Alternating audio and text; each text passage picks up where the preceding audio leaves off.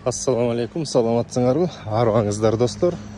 Бул Каракол шаары, Кыштообаев көчөсү.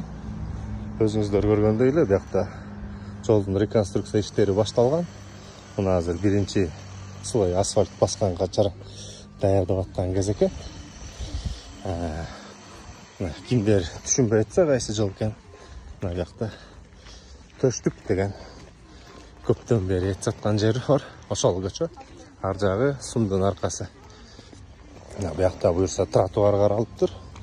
Ортодо бияк парковочный болот окшойт. Анан аркы жол өзү. Өзүңүздөр билгендей, буга чейин бул жолдун абалы ыйлагыдай эле болчу.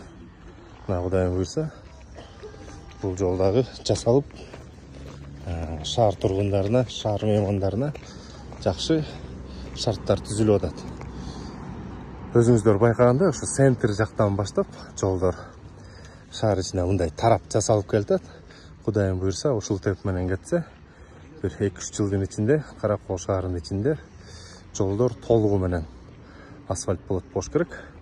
Жалпы жол кызматкерлерине, биздин шаардын мэриясына чоң ыраазычылык.